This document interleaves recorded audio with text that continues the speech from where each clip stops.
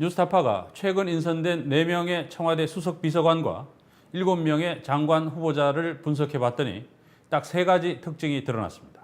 친박이거나 강한 보수 성향이거나 또는 영남 출신이었습니다. 이 3가지 범주에 들어가지 않는 인물은 11명 가운데 단 2명에 지나지 않았습니다. 최경영 기자의 보도입니다. 지난 5월 19일 세월호 참사 34일 만에 박근혜 대통령이 국민 앞에 섰습니다.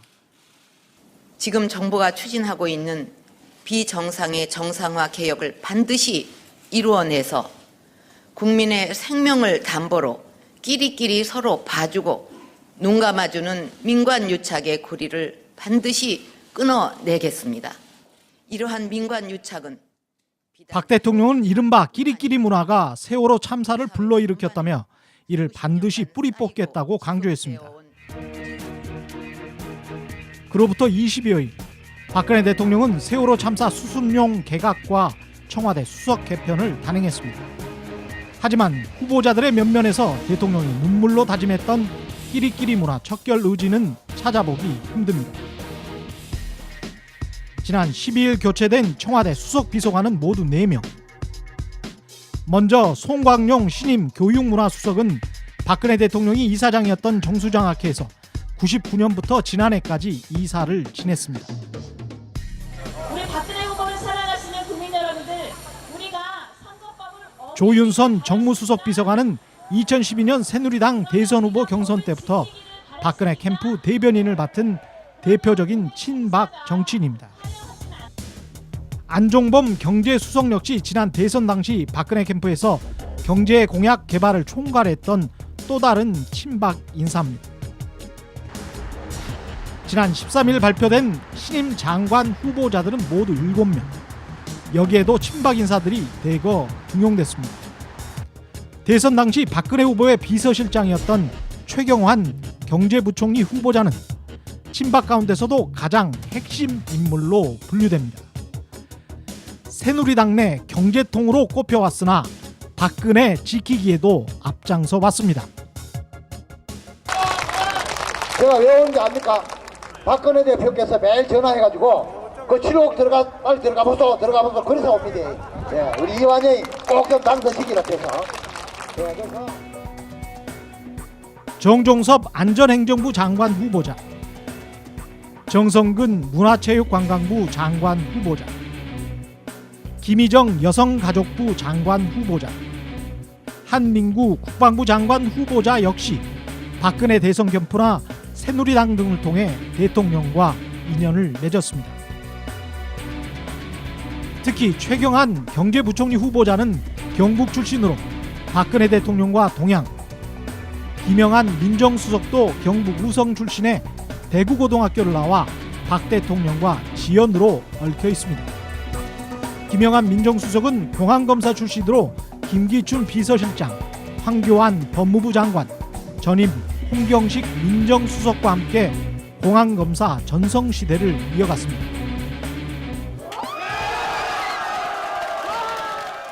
교육정책을 총괄할 교육부 장관 후보자와 교육문화수석에 보수 색채가 강한 인물들이 기용된 것도 이번 인사의 특징입니다. 이 때문에 지난 지방선거에서 대거 당선된 이른바 진보 교육감들과 대립각을 세우려는 의도가 아니냐는 분석도 나오고 있습니다. 실제 김명수 교육부 장관 겸 교육사회문화부총리 후보자는 지난 2월 문화일보와의 인터뷰에서 좌편향 교사들이 역사교육을 좌지우지하고 있다며 필요하면 이념투쟁을 전개해야 한다고 주장한 바 있습니다. 그는 또 좌파 및 진보 성향 시민단체들이 교학사 교과서 채택을 반대한 것은 국민적 수치라는 말까지 했습니다.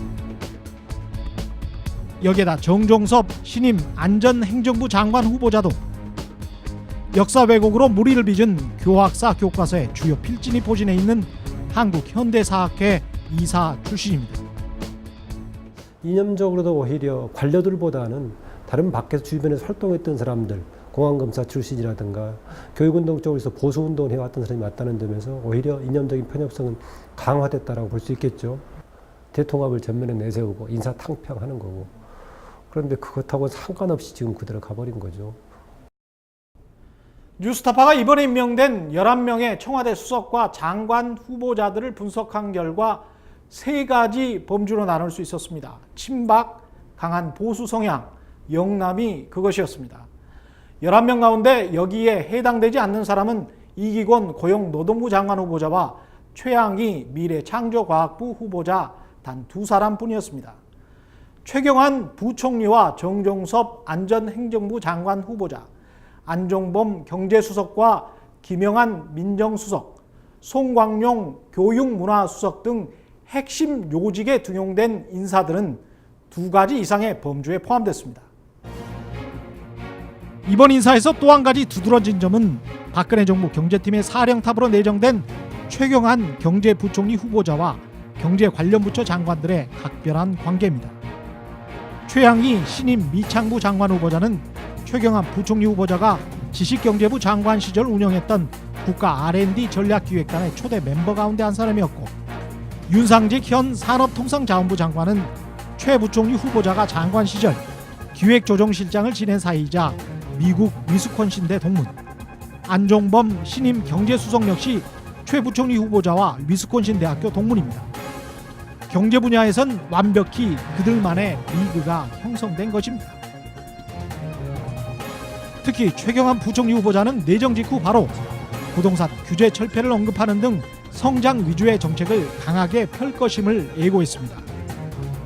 박근혜 대통령이 후보 시절 주창했던 경제민주화는 이제 현 정부의 핵심 의제에선 완전히 멀어진 것으로 판단되는 대목입니다. 지금 우리나라 지역과 이념, 세대와 계층으로 갈라져 분열과 갈등이 위험 수위에 달했습니다. 민생은 큰 위기입니다. 다음 대통령 5년 임기 동안 무너진 민생을 다시 일으켜 세우고 갈라진 국민의 마음을 하나로 묶어내지 못한다면 이 나라의 미래가 어떻게 될 것인가, 그 절박한 심정이 저를 이 자리에 서게 했습니다. 박근혜 대통령은 대선 후보 시절부터 탕평 인사와 국민 대통합 정책을 통해 100% 대한민국을 만들겠다고 약속해 왔습니다.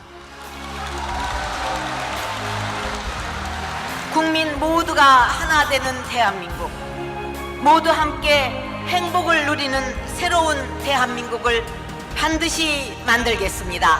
감사합니다.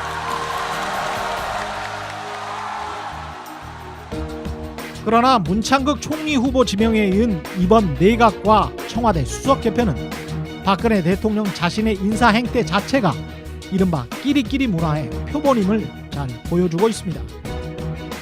뉴스타파 최경영입니다.